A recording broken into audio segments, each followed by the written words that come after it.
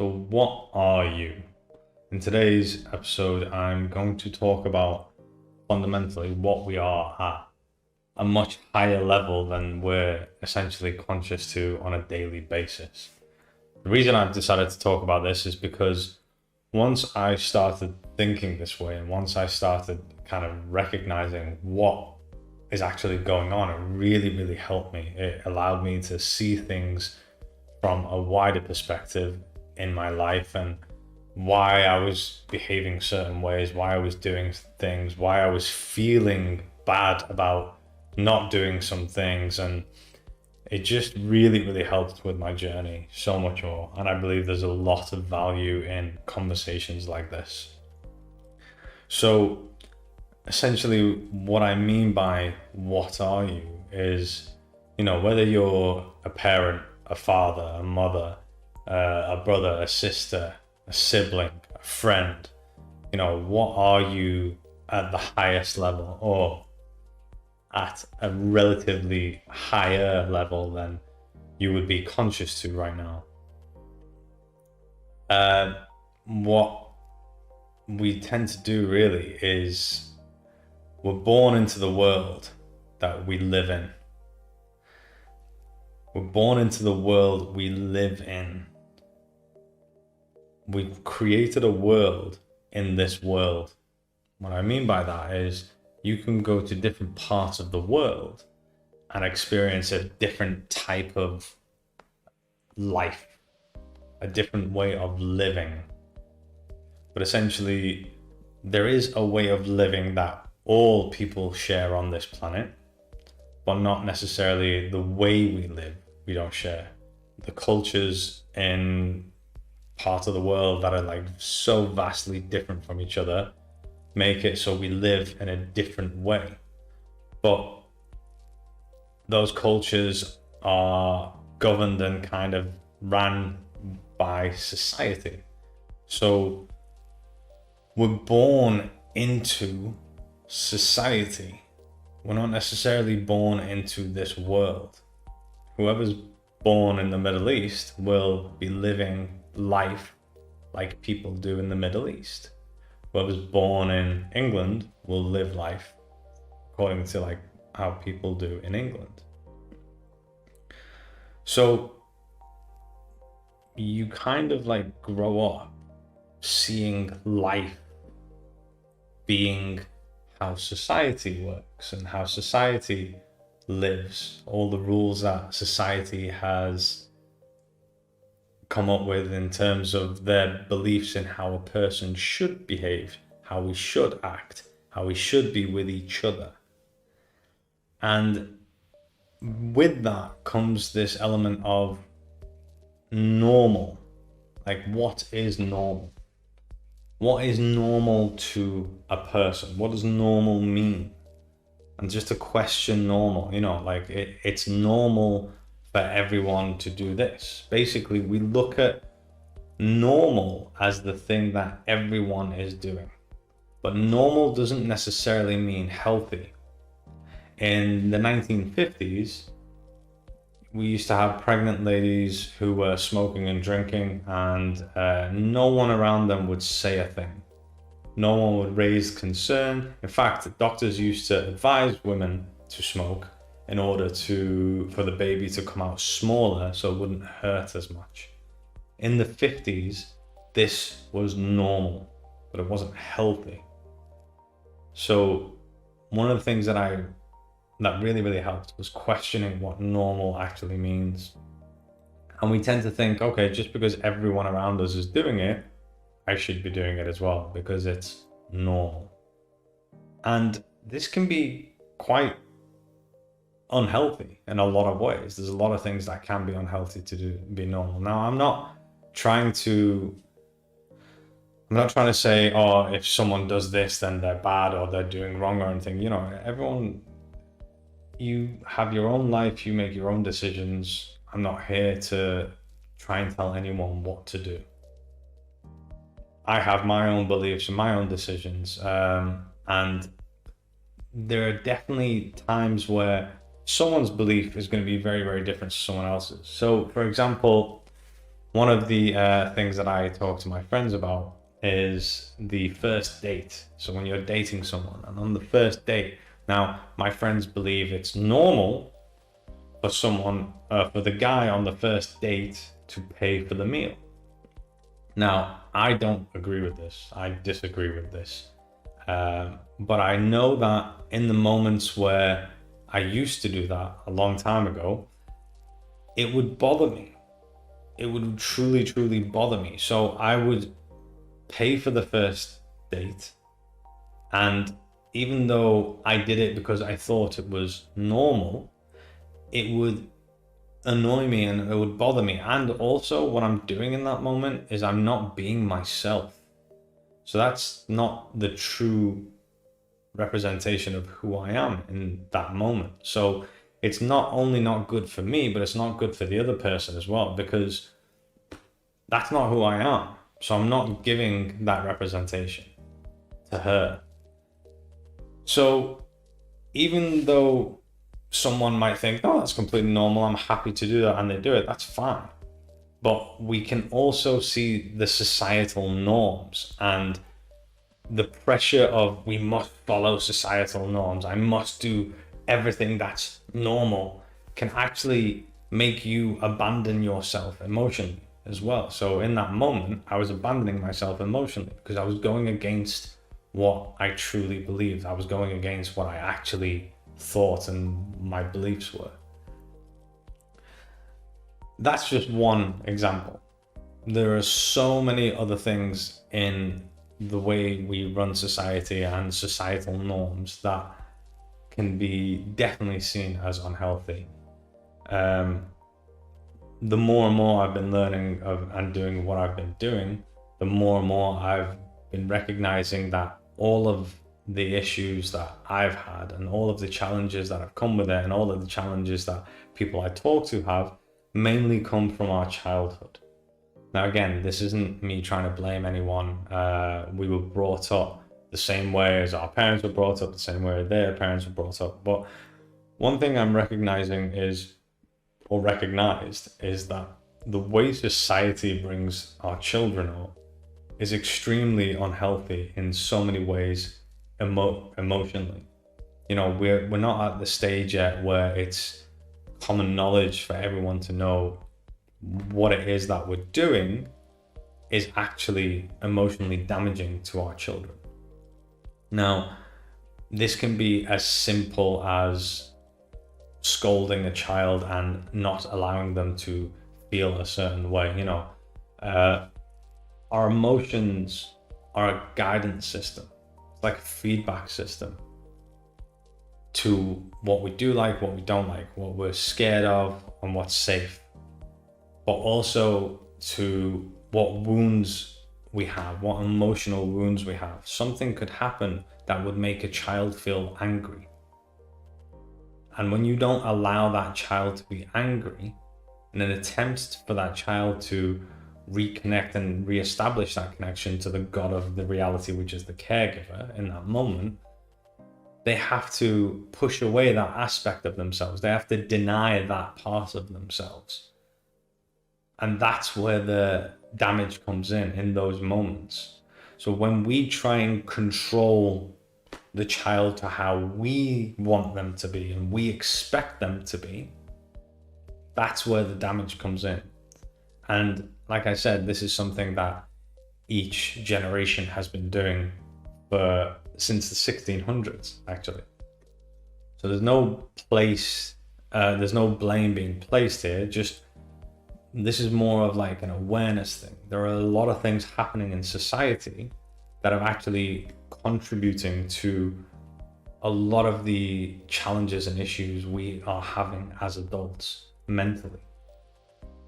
And this is something that our caregivers go through, have gone through, and their caregivers before. The human being natural state is a healthy state.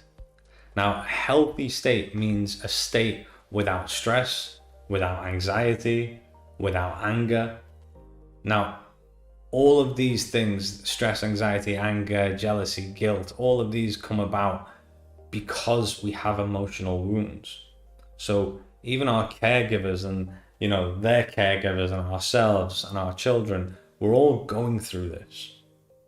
So this is something that is part of society. We all think that children have stages they go through. They don't. They don't go through, like, terrible twos is not a stage that children go through. The terrible twos are because of the way we bring up our children. If you were to go to like an African tribe, at 2 years old, children will not behave the way they do in the Western world. If you go to Asia at 2 years old, children will not behave the way they do in the Western world. Not just in the Western world, but other parts of the world. There's a lot of similar societal ways of bringing children up. But as from the moment children are born, and for the entire infancy up until 1 year old, the children would not live on their own. They can't. An infant cannot survive on its own.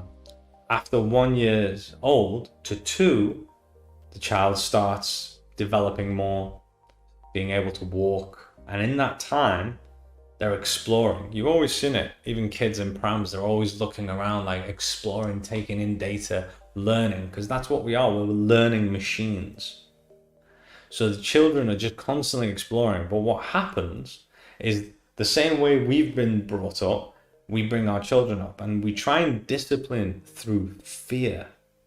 We think that if I scare them into something that they have done that I don't want them doing, which is extremely subjective anyway, then that will teach them to behave correctly, which again is extremely subjective. So an example of this, which I've heard before and I really like, if a child walks up to a vase with water and flowers in it and grabs the vase and then tips the water out on the flowers, in the child's mind, the child is thinking, oh, that's how the liquid, or that's how the water comes out, like that. They're exploring. But what do we do in that moment? Right, no, don't do that. We try and teach through fear and we shout. Now that happens, that just continuously happens. And at the age of 2 is when the child is recognizing that they're separate. They're separate. They start learning that they can say no. They're their own being that can say no. And what do we do when they're 2 years old? Say, go on, go put your shoes on. And then how do they respond? No, I don't want to. No. Exactly what they learn in how people communicate with each other. Along with that, there's also the aspect of they are emotional machines, just like we are. But we haven't learned to bring up children to teach them about their emotions, because it's all about control. It's all about, I don't accept this behavior, but I will accept this behavior. So when you're angry or when you're sad or when this is happening, that's when they're being abandoned, because we're not accepting that. So all of that, along with a load of other things, is why children behave the way they do, and we call that the terrible twos. But they're not. We've got to stop looking at them as children, because when we look at them as children, we're kind of in this societal way of thinking, and we think that they are children that need to be controlled. They're young human beings. When we look at them as children, we're thinking of them as very different to ourselves, but they're not. They are just younger versions of us, which are human beings. So we need to start guiding children instead of controlling, instead of just, you must do what I say. They are their own person with their own needs, their own wants, their own desires. But the way society brings them up and the way we've been brought up and the way we're still bringing children up is, you will do what I want you to do. And honestly, that's a doll. It's not a child. That's not a human being child. That's having a doll. A doll will be dressed up in the way that the child wants the doll to be dressed up. A doll doesn't answer back and say, no, I want this instead, or that. I don't like this. I want to wear this. So what really are you? I remember I went to Wales, and in the evening time, we went to the beach, and we just stood there looking out, and the tide was coming in and there was loads of waves. It was really, really nice. We had our headphones on and the stars were out. It was really, really beautiful, and listening to music, just stood there looking at the stars. And I remember I looked back, and as I looked back, there was like this huge, it was along the beach, and there was this like huge like road, and the beach was running along here, and it was just filled with hotels, like completely filled with hotels. I can't remember which part of Wales it was necessarily, but it was obviously touristy enough that it was filled with hotels. I remember thinking to myself, like just seeing it and going like, this is Earth, and this is an island, and you know, like we come from here, and this is the ocean. I remember thinking like, holy smokes, let's say. I could see the edge of the world that we built, that humans have built, the edge of the world that we have built in this world. Now, if you were to look at an image or a picture of, let's say, a town or any part of the country really, and if you were to zoom out, bird's eye view, and look at it, and I usually do this to people, so I bring up an image and I say, what can you see? Just name everything you can see. Best example of this was when I went to the beach with my son, and the tide was out, so there was quite a lot of sand to walk on, and we walked up to the tide, and we turned around and we looked at the land, and then we could see, and I was like, look, but like absolutely fisheye view, we had loads of view. I was like, tell me everything you can see, all the way from the left all the way to the right. And we were like, all right, we can see the pier, we can see the fun fair, we can see cars, lampposts, trees, people walking, we can see the road, we can see houses, more trees, and then it got to like really, really green, like trees and bushes and everything like that. And I was like, right, now look again and only look at what humans have built there. And we were like, right, okay, pier, roads, lampposts, buildings, houses, you know, and it gave the perspective of, look, we have built all of this stuff on top of this area. If we were to remove everything that human beings built, it would just be Greenland. It would just be like, you know, and that's the world we come from. We come from that world. We come from the world that doesn't have houses, that doesn't have roads, that doesn't have cars, that doesn't have school systems, that doesn't have finances, that doesn't have hotels.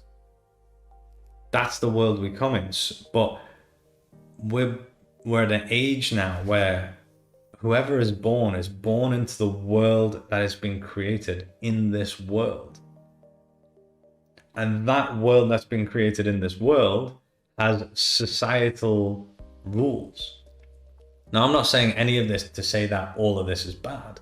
It's not bad at all. This world has immensely helped me massively. It's literally saved my life. It's saved my family members' lives plenty of times. It's allowed me to make videos like this.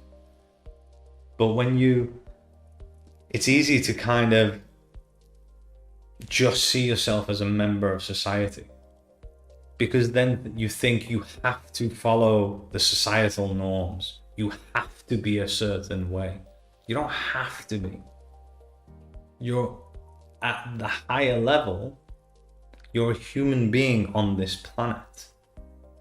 You're not a member of society. You're not just a father or just a mother or a sister or a daughter or a brother or a son. You're a human being, and you only have this life once. In this life experience, you're only here once. So you don't have to follow society's way of doing things. You can live however you choose to live. You don't have to even live only 2 of you in a house. If you want, 12 of you can live together. You can have 6 couples living with each other. You can do whatever you want. We're born inside of a world. Inside of a world. We're born into a world inside of a world. And we think that that's the only existence that there is. So when I started kind of realizing and going, hang on, I'm a human being first and foremost. So I'm going to be a human being. It really, really helped take a lot of pressure off. A lot of societal norm pressure that I put on myself and that we put on ourselves, that we should behave like this. We have to be like this. You don't have to do anything you don't want to. You don't have to be with people that you don't want to be with. You can choose to do anything you want in terms of if it's going against the societal norm. If you think that, oh no, it's a Friday night, I have to go to the pub because all my friends are going, like, and you don't want to, you don't have to.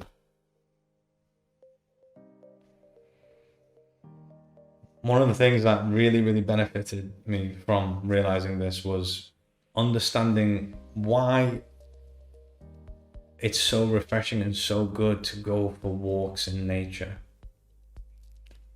It's kind of like going home.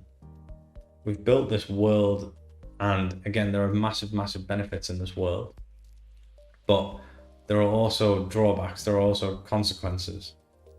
And there's a lot of consequences in terms of things like finances. You know, we've got to pay that bill on time, pay the mortgage on time. A lot of stress is created, a lot of anxiety is getting triggered and popping off and everything. And we kind of go for walks in nature and we think, oh, that's really nice.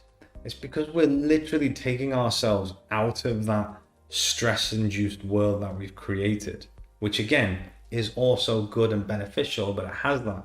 And we go for a walk in nature and it's like we're going home and we're feeling that relaxation. There's actually energy in when we go for a walk with nature that recharges us, re-energizes us. There's evidence, scientific evidence shows that when we put our feet on grass, there are switches in our bodies that literally activate. And these are positive switches that help you re-energize. It's like you're connecting back to where you came from. So every opportunity that I get now, my feet are on the grass, like all the time. Sitting in the sun, being in the sun's ray is massively, massively beneficial. You are literally created, born from that star. It will give you such a different feeling compared to if you're like just in the house all the time or in the office all the time. You go from the office, then home, or you're working from home and then in the evening you just stay at home and do your thing. Like, the more you go into nature, look at it as like you're going back home to re-energize, to recharge. But I also want you to start thinking about what things that you're doing or think you should be doing because society says so. Because society thinks that this is the way, this is the normal way for things to be done. It's not. I've spoken to many people recently that are very, very happy with each other, that are starting lives with each other, and they've decided not to get married. And, you know, there's nothing wrong with that. But some people will be like, oh my God, they're not getting married. Because they're so ingrained in that, well, this is the way to do it. Because everyone's doing it. So it must be normal if everyone's doing it. But not necessarily. You are completely well within your right as a human being to live how you want to live. to do what you want to do. So I would strongly advise kind of thinking about that, thinking about what it is that may be putting stress on yourself because you're worried about what everyone else might think, that I'm doing this thing that's not normal. That really, really helped me. And I hope anything that I've said in this video can help you too.